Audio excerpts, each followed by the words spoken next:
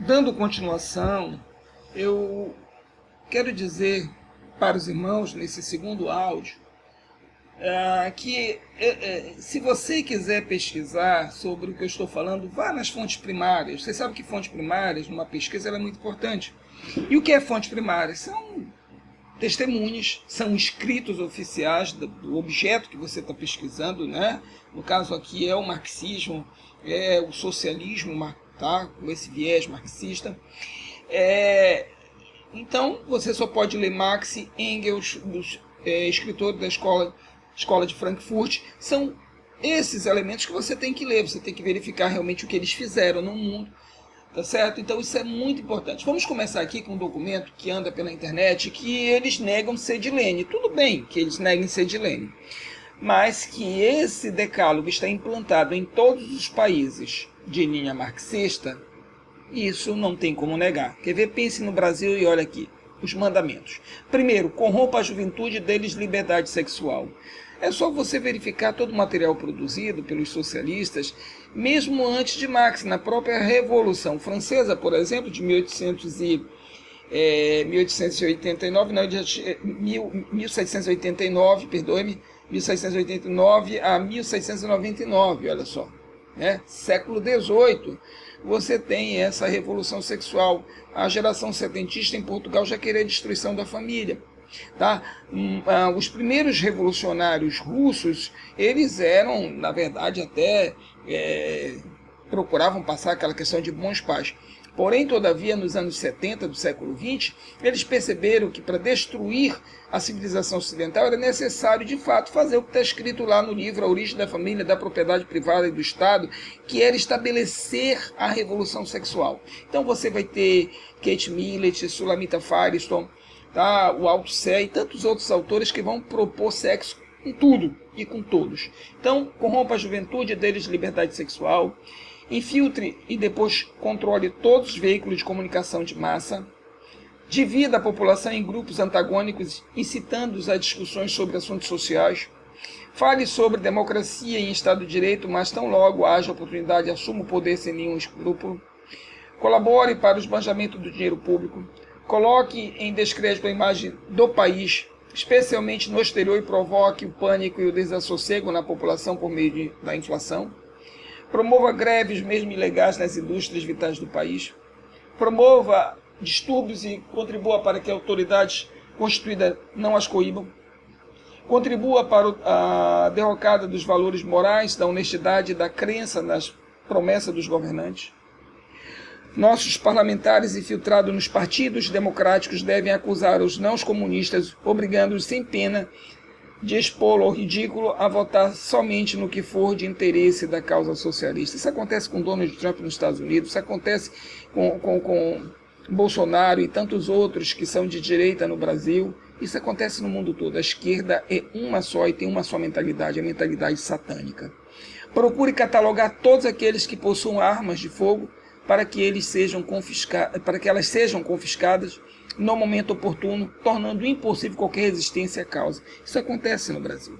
Então, por mais que se negue que foi Lênin que escreveu esse decálogo, mas isso está em prática.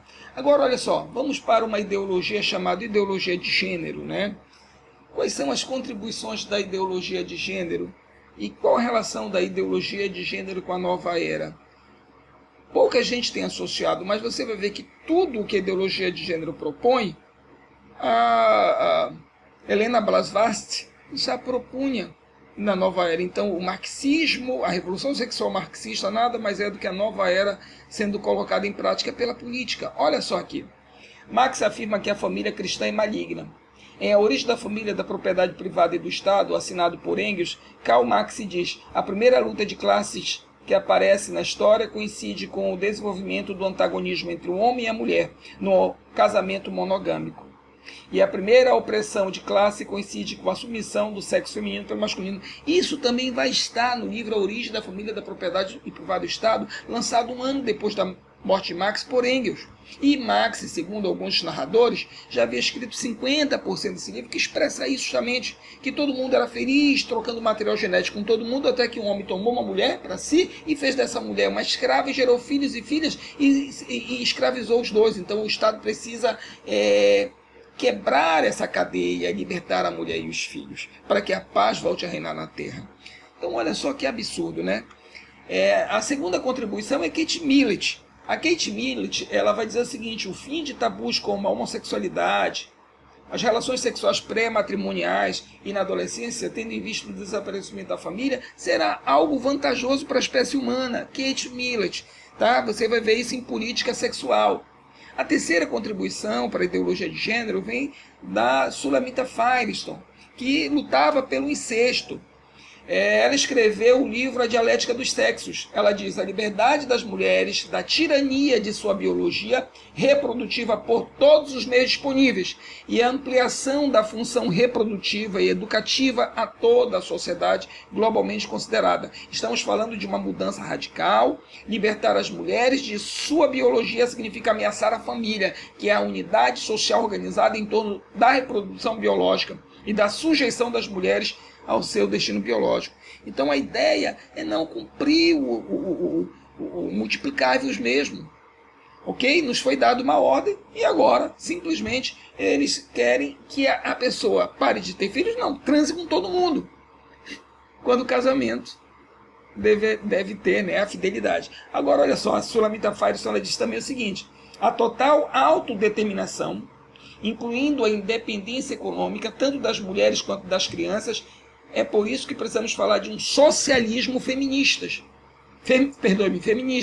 Com isso, atacamos a família em uma frente dupla, contestando aquilo em torno do que ela está organizada. A reprodução das espécies pelas mulheres e sua consequência. A dependência física das mulheres e das crianças. Eliminar estas condições, ou seja, dependência do marido, não é isso? O marido vai lá, consegue os recursos, vem para casa e a mulher consegue cumprir a sua missão, que é educar filhos no temor do Senhor. Acaba com isso, a mulher vai ter que buscar o seu recurso e não educar filho, para que o filho possa se prostituir, e então nós temos uma sociedade adúltera e perversa. Eliminar essas condições, no caso da mulher ficar em casa cuidando dos filhos, o marido trabalhando, já seria suficiente para destruir a família, que produz a psicologia do poder. Contudo, nós a destruiremos ainda mais. Então, quer dizer, a educação certa faz com que as crianças entendam que, assim como o pai é autoridade, a mãe é autoridade, ele precisa respeitar a autoridade. Se você tira a mãe de casa, ele vai sentir a autoridade sobre a empregada. E essa relação de poder fica ameaçada. E o garoto passa a não ter respeito por nenhuma autoridade. Esse é o objetivo. E ela acrescenta a total integração das mulheres e das crianças em todos os níveis da sociedade. Todas aquelas instituições que segregam os sexos ou separam as crianças da sociedade adulta, por exemplo, a escola elementar, deve ser destruída. Abaixo a escola elementar. E se as distinções culturais entre homens e mulheres e entre adultos e crianças forem destruídas, nós não precisaremos mais da repressão sexual que mantém essas classes diferenciadas, sendo pela primeira vez possível a liberdade sexual natural. O que é liberdade sexual natural? Todo mundo transar com todo mundo, inclusive a mãe com o filho, o pai com a filha. Olha só, ela diz assim: assim chegaremos à liberdade sexual para que todas as mulheres e crianças possam usar a sua sexualidade como quiserem. Não haverá mais nenhuma razão para não ser assim. Em nossa nova sociedade, a humanidade poderá finalmente voltar à sexualidade natural, polimorfamente diversa. Serão permitidas e satisfeitas todas as formas de sexualidade. A mente plenamente sexuada tornar-se-á universal. Se a criança escolhesse a relação sexual com os adultos, ainda no caso que escolhesse a sua própria mãe genética, olha só, própria mãe já não precisa mais dizer nada, mas ela coloca genética para você não ter dúvida. Não existiriam razões a priori para que estas rejeitem suas insinuações sexuais, visto que o tabu do incesto teria perdido a sua função. Nossa, que absurdo. A gente volta daqui a pouco com mais um áudio.